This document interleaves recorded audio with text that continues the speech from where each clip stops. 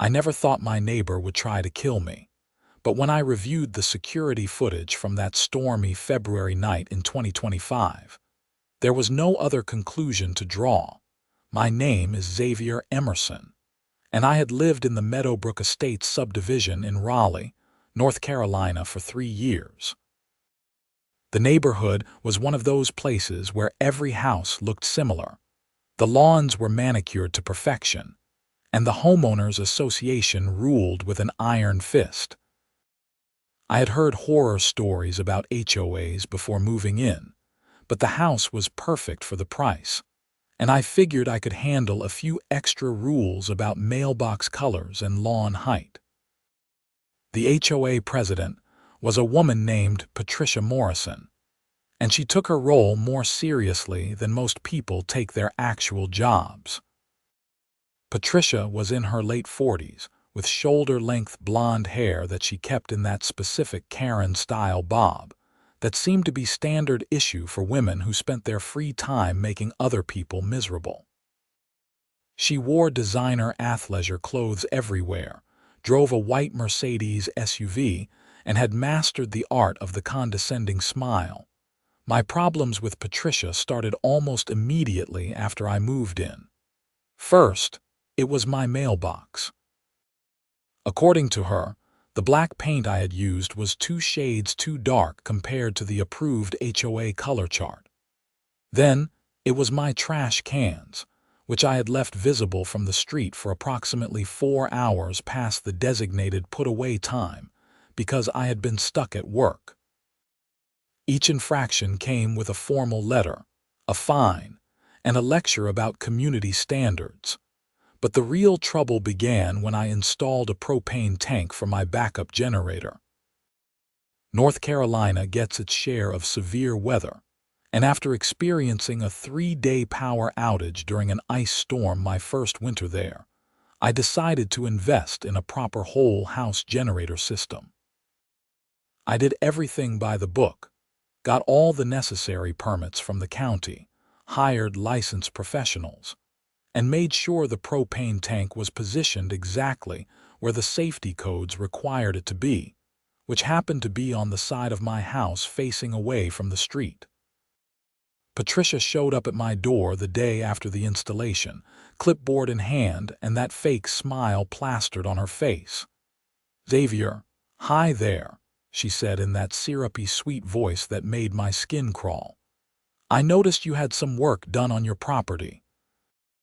"Yes, I installed a generator system," I replied, keeping my tone neutral. "All properly permitted." Her smile tightened. "Well, you see, that's the issue. According to Section 7, Paragraph 3 of the HOA Covenant, any major installations or modifications to the exterior of your property require pre-approval from the Architectural Review Committee." I had actually read that section.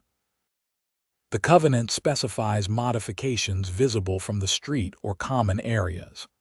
My generator and propane tank are on the side of the house, not visible from any public space. "That's your interpretation," Patricia said, her voice losing some of its sweetness. "I'll need to bring this before the board. In the meantime, I'm going to have to issue you a violation notice." "You do what you need to do," I said, tired of the conversation already. "I've followed all county regulations and I've reviewed the covenant carefully. I'm confident I'm in compliance." Her eyes narrowed slightly. "We'll see about that."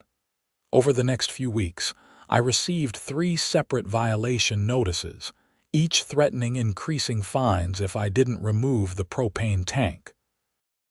I responded to each one with copies of the county permits, photographs showing the tank wasn't visible from any public area, and excerpts from the HOA covenant demonstrating my compliance. I also consulted with a real estate attorney who confirmed that I was absolutely in the right and that the HOA was overstepping its authority. The board meeting where my generator was discussed turned into a spectacle.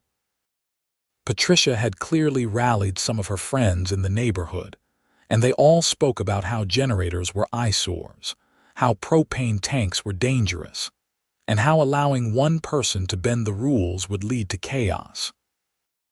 When it was my turn to speak, I calmly presented my case, showed photographs, and referenced the specific covenant language. The board, which consisted of Patricia and 4 other homeowners, voted 3-2 against me.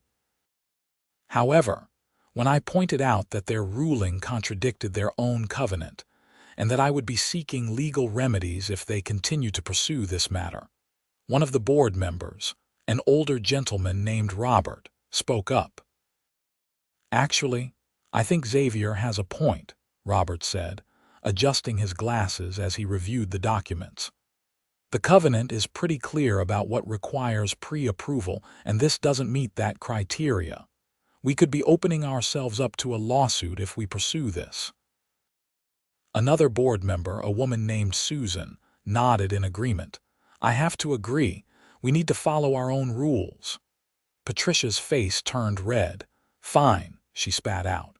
"But don't think this means you can just do whatever you want in this neighborhood." From that point on, Patricia made my life difficult in every petty way imaginable.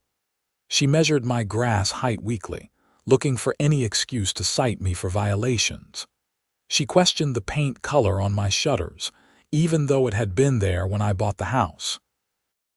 She even tried to claim that my car, a perfectly ordinary Honda Accord, was parked too far forward in my driveway and violated setback requirements. I documented everything, kept copies of every letter, every email, every interaction. My attorney advised me that I might have grounds for a harassment claim, but I hesitated to escalate things further. I just wanted to live in peace. Then came the storm. February in North Carolina can be unpredictable, and meteorologists had been tracking a major winter storm system for days.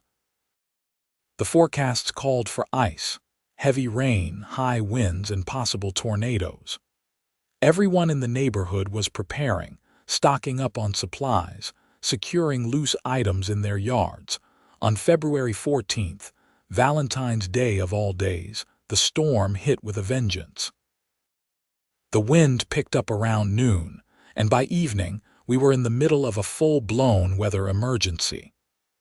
Rain pelted the windows sideways, the wind howled like something alive, and the power started flickering around 6 in the evening. I was ready. My generator was fueled up, tested, and ready to go. When the power finally died at 7:30, my house went dark for about 10 seconds before the generator kicked in automatically. Lights came back on, the heat continued running, and my refrigerator hummed back to life. It was exactly why I had invested in the system. Through my window, I could see most of the neighborhood was dark. A few other houses had generators too, but the majority of homes were without power. I felt a little guilty about my comfort, but mostly I felt vindicated. Patricia had fought so hard against my generator installation, and now it was proving its worth. The storm raged all night. I went to bed around 11, listening to the wind and rain, grateful for the warmth and light my generator provided. I had no idea what was happening outside in the darkness.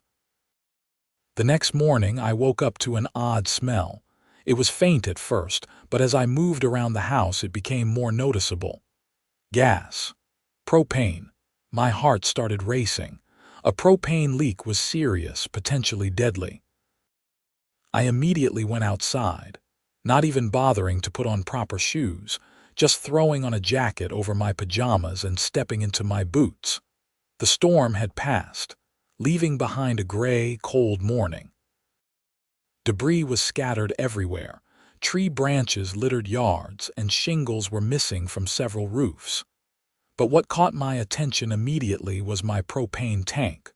Or rather, what was wrong with it. The copper line that connected the tank to my house had been cut.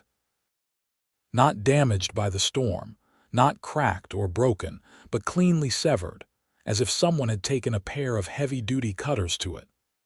Propane was hissing out from the tank side of the cut, the smell strong and dangerous. I immediately shut off the valve on the tank, stopping the leak.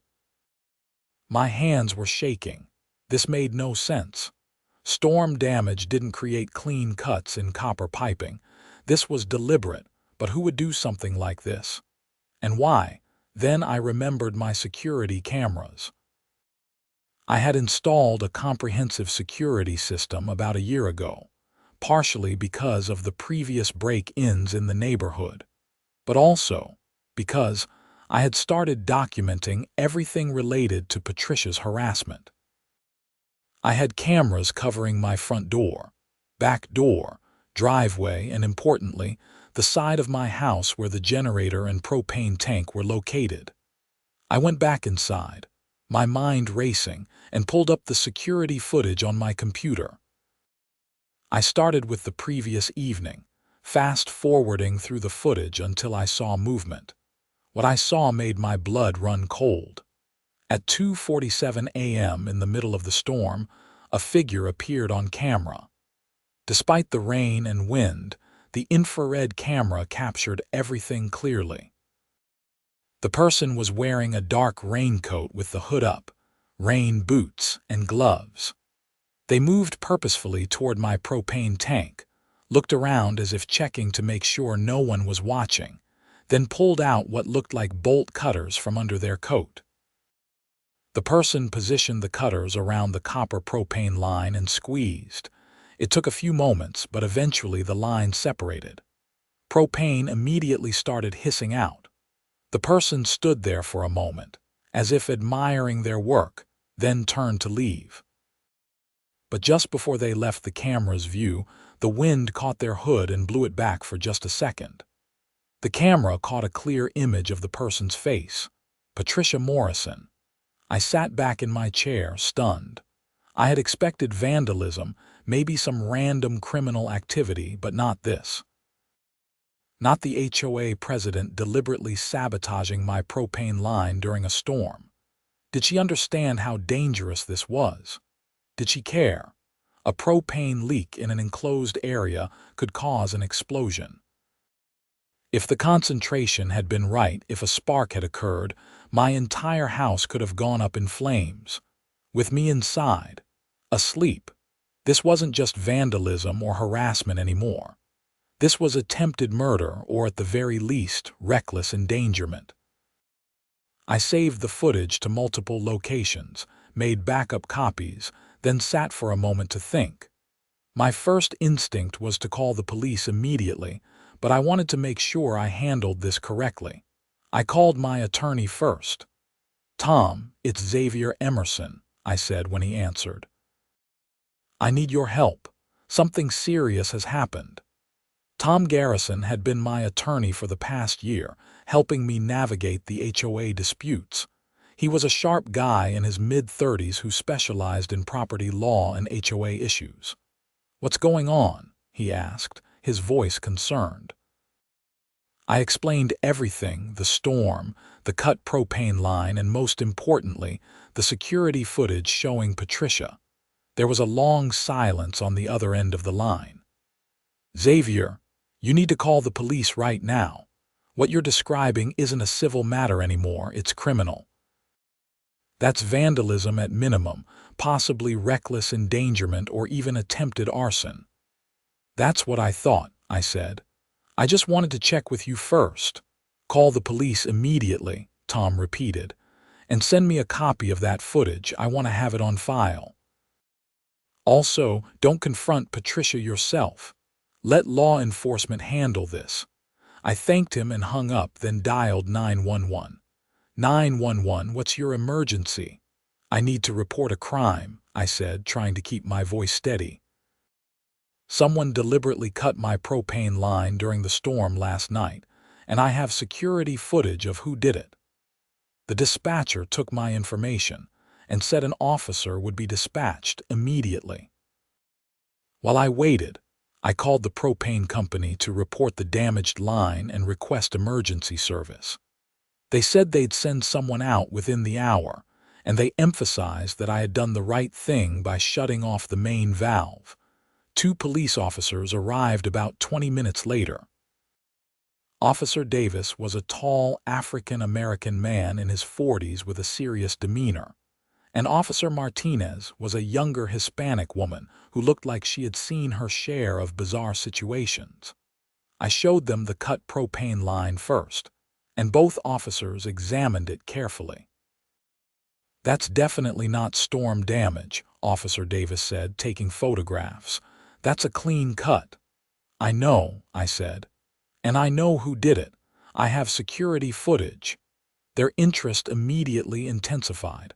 I brought them inside and showed them the video on my computer. I played it several times, showing them the timestamp, the deliberate approach, the cutting of the line, and most importantly, the moment when Patricia's face was clearly visible. "You know this person?" Officer Martinez asked, though I could tell from her expression that she already suspected the answer. "That's Patricia Morrison.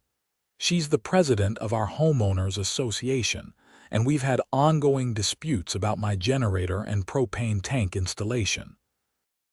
She's been harassing me for months about it." I provided them with copies of all the HOA correspondence, the violation notices, documentation of the board meeting, everything.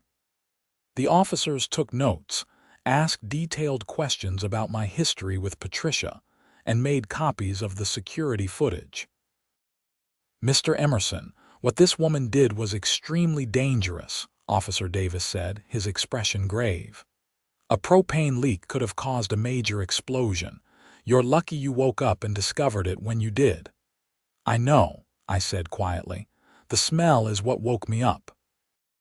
"We're going to need to bring Miss Morrison in for questioning," Officer Martinez said. "This is criminal vandalism at minimum, possibly more serious charges depending on what the district attorney decides. The fact that it created a dangerous situation could elevate this to a felony." After the officers left, I sat in my living room trying to process everything. A propane technician arrived shortly after and assessed the damage. He confirmed what I already knew: someone had deliberately cut the line, and it would need to be completely replaced. The repair would cost about $800, and he could have it done by the end of the day. "You're really lucky," the technician said, a middle-aged guy named Frank. "If that leak had gone on much longer, or if there had been any source of ignition, this could have been catastrophic. Propane is heavier than air, so it sinks and accumulates. In an enclosed space or even a semi-enclosed space like between houses, the concentration could have reached explosive levels." "How explosive are we talking?" I asked. Frank shook his head grimly. "Enough to level your house and probably damage the houses on either side. Propane explosions are no joke." After Frank left to get the parts he needed for the repair, I sat alone with that information. Patricia hadn't just vandalized my property. She had created a situation that could have killed me, killed my neighbors, destroyed multiple homes. And for what? Because she was angry that I had installed a generator despite her objections. My phone rang. It was Tom, my attorney. "I got the footage you sent," he said. "Xavier, this is serious." "Really serious. I've already been in contact with the district attorney's office. They're very interested in this case. The police said they were going to bring her in for questioning," I told him. "Good. Look, I know this is a lot to deal with, but I need you to document everything moving forward. Every conversation, every interaction, everything. This is going to get messy." He had no idea how right he was. Around 2 in the afternoon, I saw police cars pull up to Patricia's house, which was 4 houses down from mine on the same street.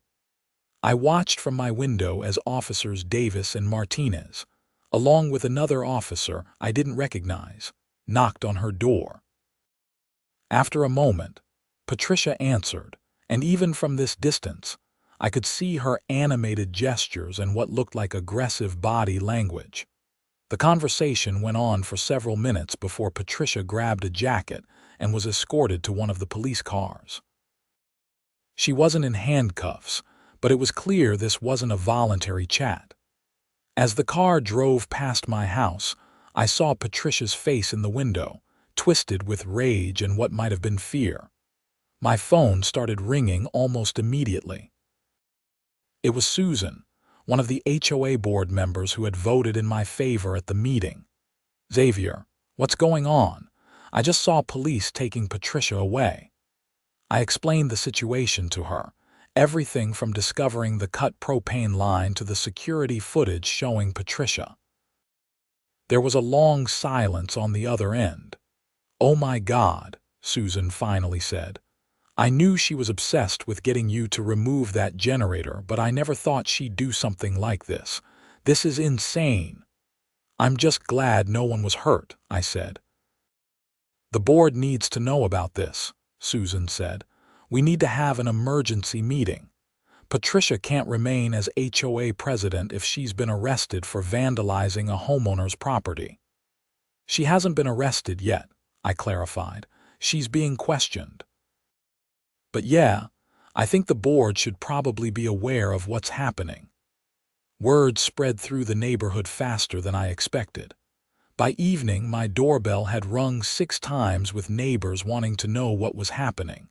Some were supportive, expressing shock and concern. Others seemed skeptical, unable to believe that Patricia would do something so extreme. One neighbor, a man named Greg who lived directly next to Patricia and was one of her biggest supporters, was openly hostile. "You're really trying to destroy her over a property dispute," he demanded when I answered the door. "Patricia is a pillar of this community." "Greg, I'm not trying to destroy anyone," I said calmly. "I have video footage of her cutting my propane line during the storm. She put my life, her own life, and the lives of everyone in this neighborhood at risk." "This isn't about a property dispute anymore." "That's convenient, having footage right when you need it," he said skeptically. "How do I know you didn't doctor it or set her up somehow?"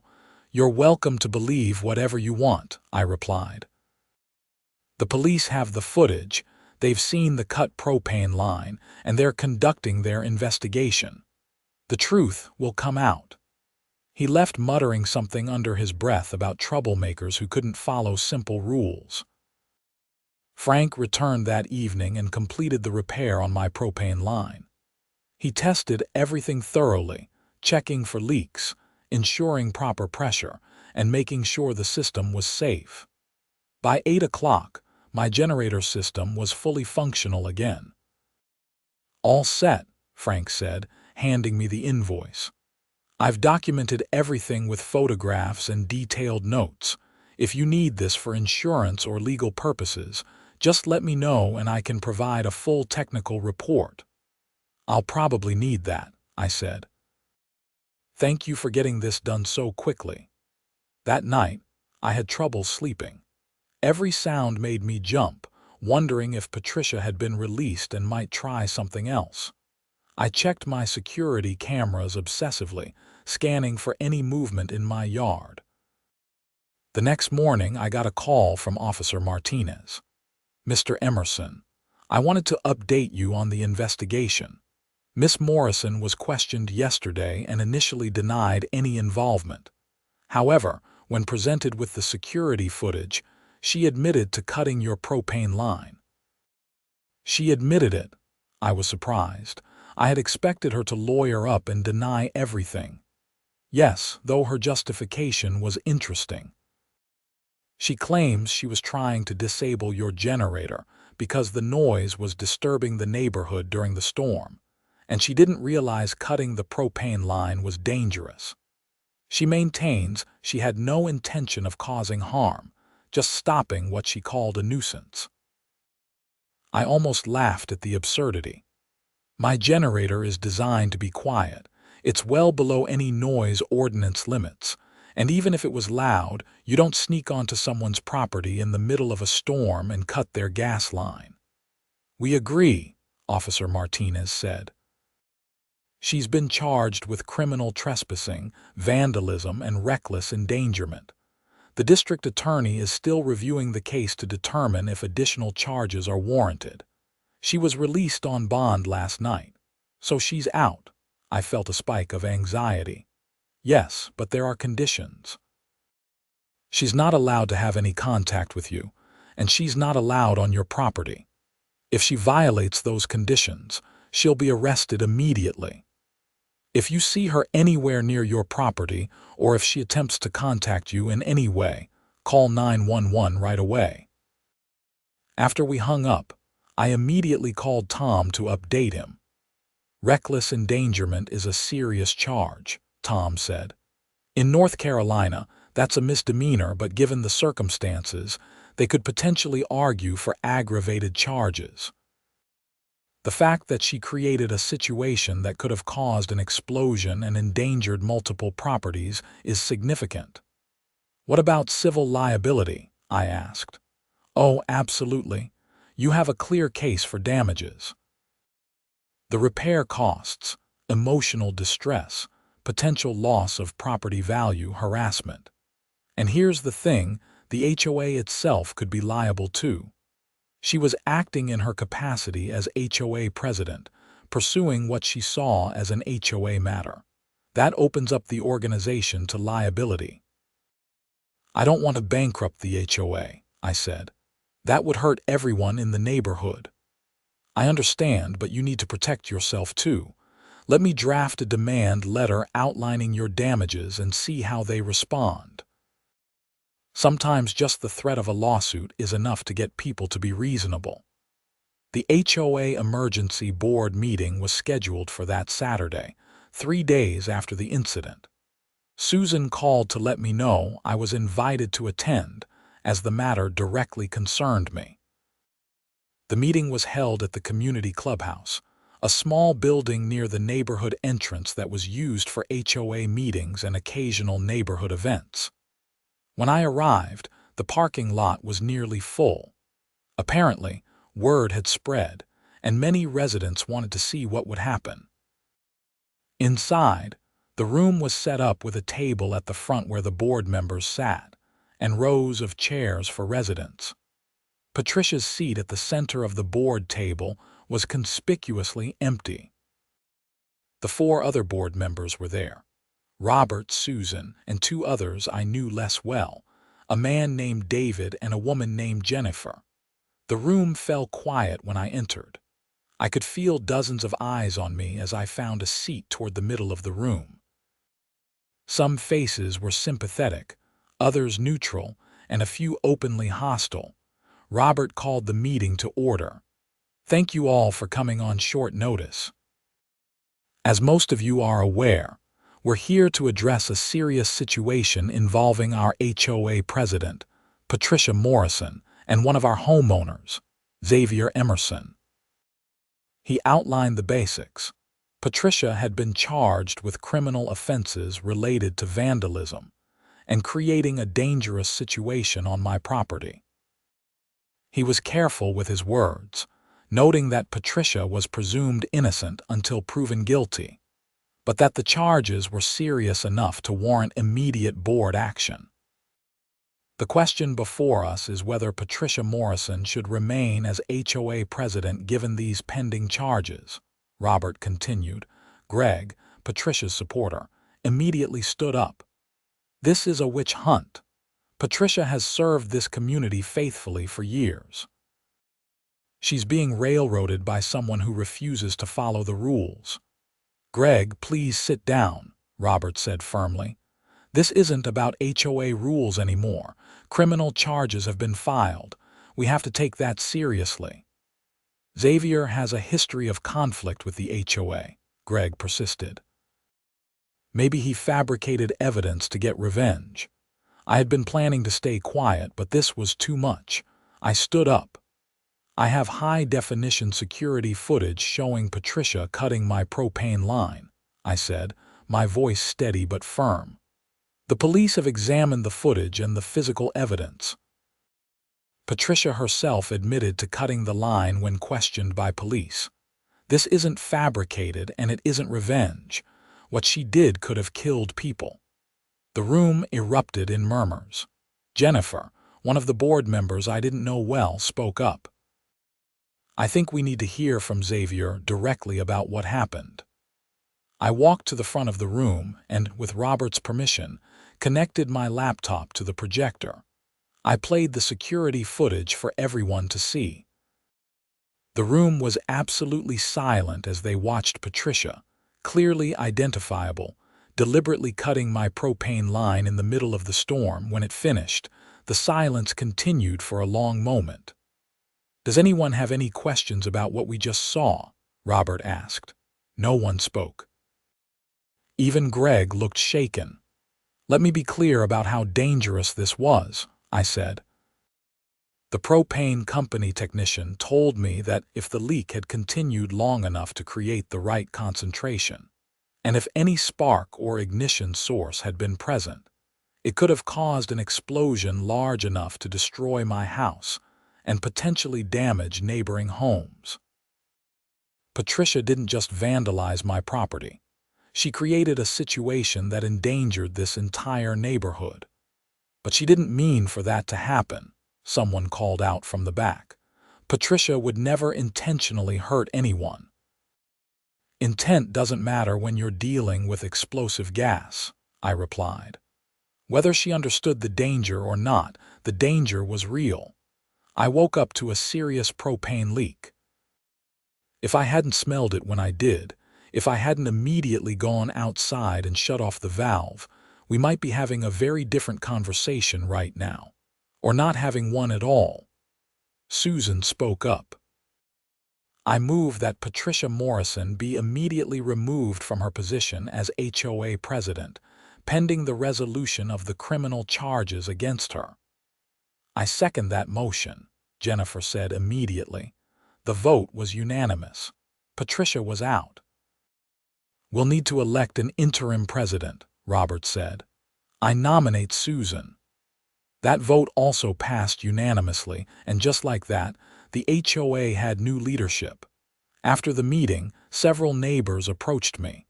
Most were apologetic and supportive, expressing shock at what Patricia had done. A few, like Greg, avoided eye contact and left quickly. One older woman named Margaret, who lived across the street from me, grabbed my hand as I was leaving. "I'm so sorry this happened to you," she said, tears in her eyes. "I've known Patricia for years, and I just can't believe she would do something like this. But I saw the video. There's no denying it. I'm just grateful you weren't hurt." "Thank you, Margaret," I said. "I appreciate that." Over the next few weeks, life slowly returned to a semblance of normalcy, though the tension in the neighborhood remained palpable. Patricia's house was mostly dark, and I rarely saw her. When I did spot her, usually getting her mail or leaving in her car, she never looked in my direction. Tom drafted a demand letter to the HOA and to Patricia personally, seeking compensation for the repair costs, installation of additional security measures, and damages for emotional distress. The total came to about $15,000, which was actually quite modest given the circumstances. The HOA's insurance company contacted me directly. They were clearly concerned about liability and wanted to settle quickly. After some negotiation, we agreed on a settlement of $25,000, with the HOA agreeing to formally censure Patricia and acknowledge that I had been harassed and targeted for following legitimate rules regarding my generator installation. Patricia's attorney reached out separately, offering $10,000 to settle my claim against her personally in exchange for my agreement not to pursue additional damages. Tom advised me that I could potentially get more if we went to court, but it would be a long, drawn-out process. "Sometimes it's better to take a reasonable settlement and move on with your life," Tom said. "You've already won. She's been removed from her position, charged criminally, and everyone knows what she did." The question is whether you want to spend the next year or two in litigation just to squeeze more money out of her." He was right. I accepted the settlement. The criminal case moved forward. Patricia's attorney tried to negotiate a plea deal, but the district attorney's office was taking the case seriously. In April, about 2 months after the incident, Patricia pleaded guilty to criminal trespassing and reckless endangerment. The vandalism charge was dropped as part of the plea agreement. I was notified that there would be a sentencing hearing, and I was invited to provide a victim impact statement if I wished. After discussing it with Tom, I decided to attend and speak. The courtroom was small and not particularly dramatic, nothing like what you see on TV. Patricia sat at the defense table with her attorney, wearing a conservative dress and looking significantly more subdued than I had ever seen her. She didn't look at me when I entered. When it was my turn to speak, I stood at the podium facing the judge, very aware of Patricia sitting just a few feet away. "Your Honor, my name is Xavier Emerson, and I'm the victim in this case. I want to start by saying that I don't believe Patricia Morrison is an evil person. I think she's someone who let her authority as HOA president go to her head, who became obsessed with enforcing rules to the point where she lost perspective on what actually matters." I paused, gathering my thoughts. But what she did was dangerous and inexcusable. She trespassed on my property in the middle of a severe storm and deliberately sabotaged a pressurized gas line. Whether she fully understood the danger or not, the fact remains that her actions could have resulted in an explosion that would have killed or injured people and destroyed property. I woke up that morning to a serious propane leak. If I hadn't discovered it when I did, the consequences could have been catastrophic. Patricia was crying now, her attorney passing her tissues. "What bothers me most is the mindset behind her actions," I continued. She was so convinced that she was right, that my generator somehow violated HOA rules despite clear evidence to the contrary, that she was willing to commit a crime to force her will on me. That kind of thinking is dangerous. HOAs are supposed to maintain property values and ensure communities function smoothly, not become vehicles for personal vendettas. I looked at Patricia directly for the first time. She met my eyes briefly, then looked down. "I hope that whatever sentence you impose, Your Honor, it includes counseling or anger management, something that will help Miss Morrison understand why what she did was so wrong and ensure she never does anything like this again. I don't want revenge. I just want to make sure no one else ends up in the situation I was in." The judge thanked me and I returned to my seat. Patricia's attorney presented various character witnesses and mitigation evidence, painting a picture of a dedicated community volunteer who had made a terrible mistake. Several of Patricia's friends testified about her years of service to the neighborhood, her volunteer work at the local library, her role in organizing community events. In the end, the judge sentenced Patricia to 6 months in jail, suspended, meaning she wouldn't serve actual jail time unless she violated the terms of her probation. She received 2 years of supervised probation, 200 hours of community service, mandatory anger management counseling, and was ordered to pay restitution for my repair costs and legal fees, totaling about $5,000. This was separate from the civil settlements I had already received. The judge's words during sentencing stuck with me. "Miss Morrison, you are a respected member of your community, and by all accounts, you have done good work in your neighborhood. However, your actions in this case were reckless and dangerous. You allowed a property dispute to escalate to the point where you committed crimes and endangered lives. You are fortunate that no one was seriously hurt or killed as a result of your actions. Your position as HOA president gave you authority over certain community matters, but it did not give you the right to take the law into your own hands or to vandalize property you disagreed with. I hope you use this experience to reflect on your behavior and to understand the serious consequences of allowing anger and obsession to override good judgment. Walking out of the courthouse, I felt a strange mix of emotions. Relief that it was over, satisfaction that justice had been served, but also a kind of sadness. None of this had been necessary. If Patricia had just accepted that I had followed the rules regarding my generator, if she had let it go instead of turning it into a crusade, none of us would have been in this situation. Tom met me outside. "How do you feel?" "Tired," I admitted. "Ready to put this behind me." "You handled this really well, Xavier. A lot of people in your situation would have let anger take over. You stayed calm, documented everything, followed the proper procedures. That's why you got the outcome you did."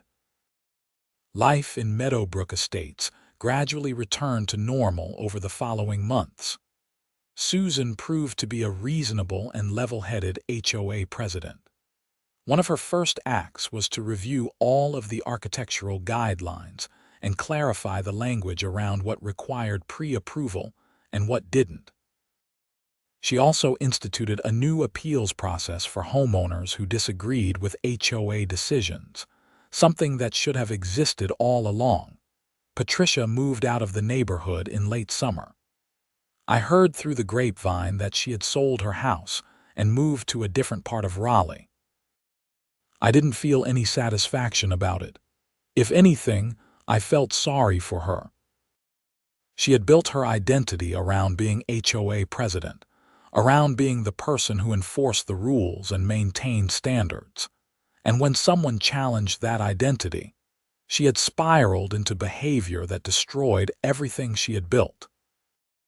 Greg, her biggest supporter, became surprisingly cordial after Patricia moved away. He stopped by one day while I was working in my yard. "I owe you an apology," he said awkwardly.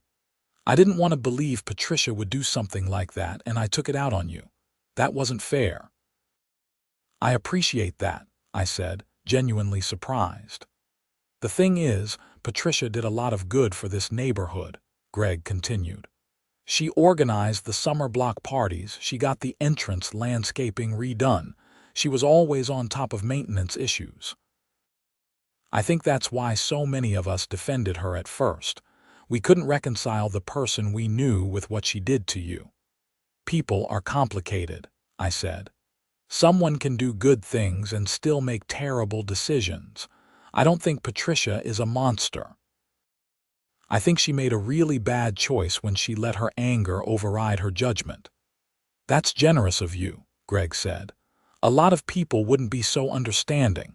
My generator has performed flawlessly since the incident. We've had 2 more power outages in the neighborhood over the past year, and each time, my house has remained lit and warm while others were in the dark. A few neighbors have even asked me for recommendations on generator systems, and I'm always happy to share information." The security footage of Patricia cutting my propane line became somewhat infamous in local HOA circles. Tom told me that he's used it as a cautionary tale in seminars he does about HOA overreach and the importance of following proper procedures. It's been anonymized, of course, but it serves as a stark example of what can happen when people in positions of minor authority let that power go to their heads. I still live in Meadowbrook Estates. Despite everything that happened, I love my house, and most of my neighbors are genuinely good people. The HOA functions much better now under Susan's leadership. There are still rules to follow, which I understand and respect. But there's also common sense and reasonableness, things that were sorely lacking under Patricia's regime. Sometimes I wonder what Patricia is doing now, whether she's learned anything from the experience, whether she's found peace. I hope she has. Carrying around that much anger and need for control can't be a happy way to live. As for me, I've learned some valuable lessons too.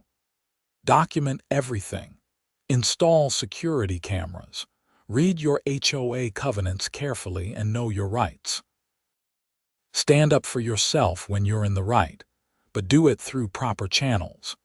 And most importantly, never underestimate how far someone might go when they feel their authority is being challenged.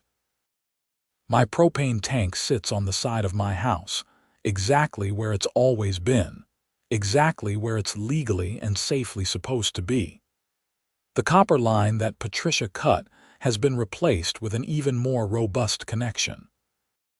And the security cameras continue to record 24 hours a day, 7 days a week, just in case. I never thought a dispute over a generator would escalate to criminal charges and a courtroom drama. I never thought my HOA president would commit a crime that could have resulted in deaths and property destruction. But it happened, and I'm grateful that I was prepared, that I had the evidence I needed, and that the system worked the way it was supposed to. Every time my generator kicks on during a power outage, I think about that February night during the storm. I think about how different things could have turned out if I hadn't installed those security cameras, if I hadn't documented Patricia's harassment, if I hadn't smelled the propane leak when I did. The whole experience taught me that living in an HOA is a bit like living in a small government. There are rules and regulations. There are people in authority, and those people can make your life easier or much more difficult depending on their character and judgment. The key is knowing your rights, being willing to stand up for yourself, and having the evidence to back up your position when conflicts arise. I've had other interactions with the HOA since Patricia left, all of them remarkably mundane and reasonable. A discussion about fence height when I wanted to replace my old fence. A request for approval to paint my front door a different color. Normal stuff, handled by normal people in normal ways. That's all I ever wanted. Just to live in my house, follow reasonable rules, and be left alone to enjoy my property. The fact that such a simple desire turned into a criminal case and national attention within HOA reform circles is absurd. But that's what happens when the wrong person gets a little bit of power, and no one is there to check their behavior. The civil settlements I received went toward various home improvements and, ironically, toward upgrading my security system even further. I now have cameras with better resolution, longer recording times, and backup power supplies that run off my generator. If anyone ever tries something like what Patricia did again, I'll have crystal clear evidence in multiple formats, but I don't think anyone will.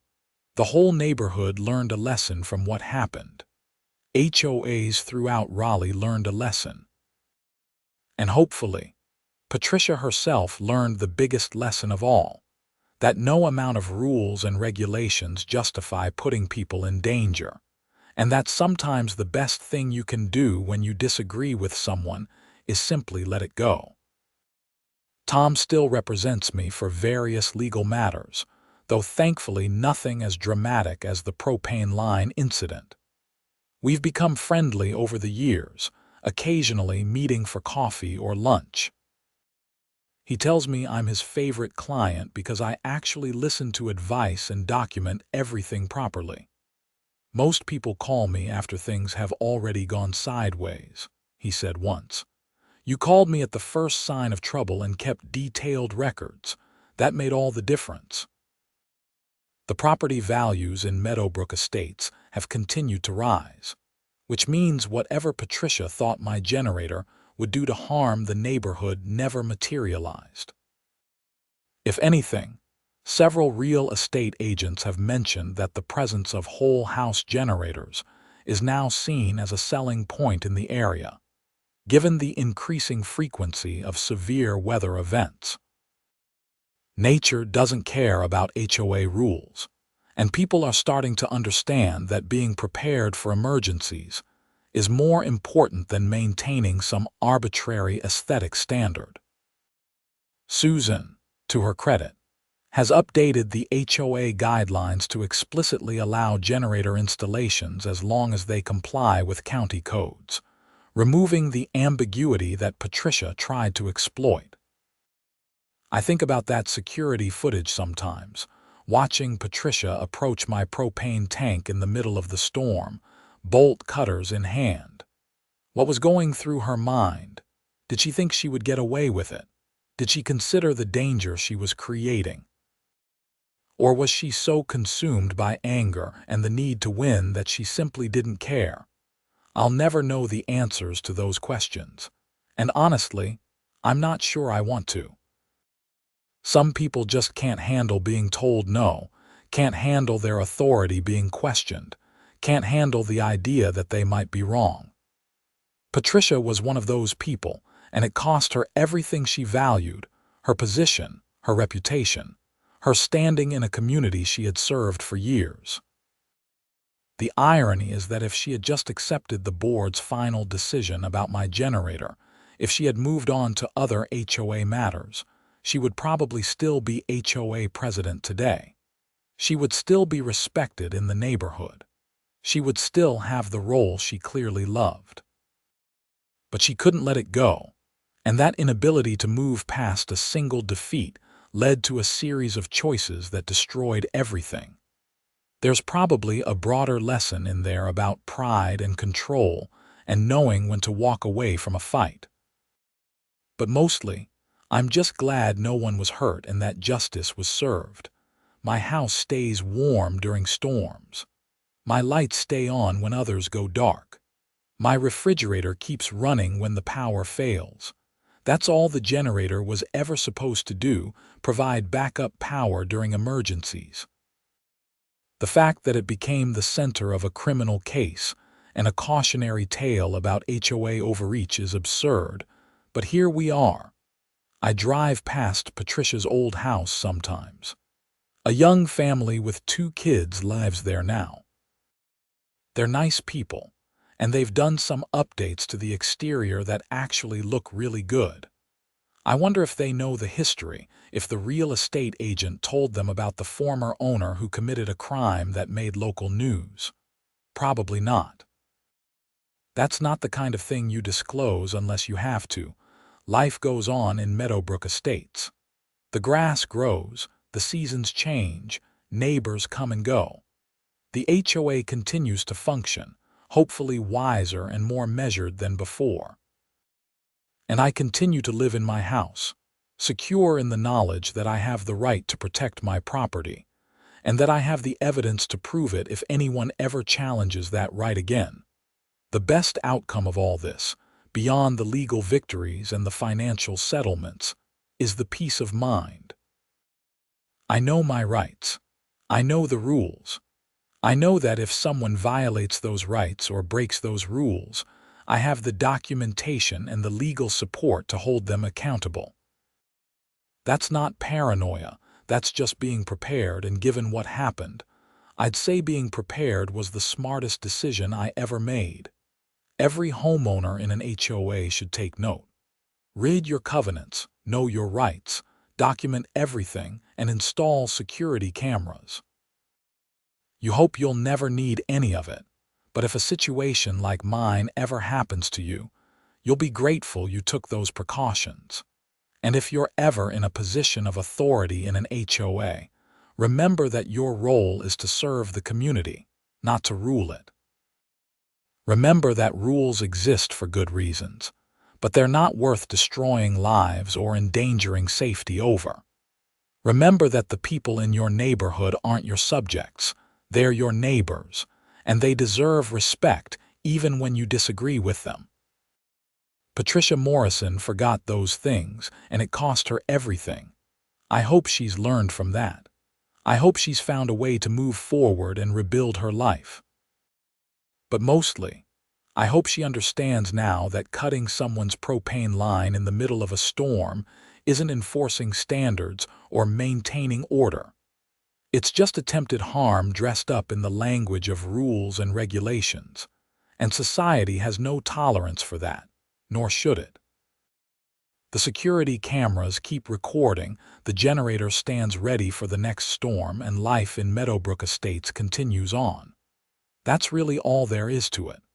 A crime was committed, evidence existed, justice was served, and everyone moved on. It's not a story about revenge or vindication. It's just a story about standing up for yourself, protecting your property, and making sure that people in positions of authority are held accountable when they abuse that authority. And on some level, it's a story about a propane line, a storm, and a security camera that captured everything. Sometimes the simplest tools are the most important ones. I bought those cameras thinking they might deter package thieves or help identify vandals. I never imagined they would capture evidence of a crime that could have resulted in multiple deaths. But they did, and I'm grateful every single day that I made that investment. So that's my story. That's what happened when my HOA president cut my propane line during a storm and didn't know security cameras caught everything. It's a story about rules and overreach, about danger and evidence, about justice and accountability.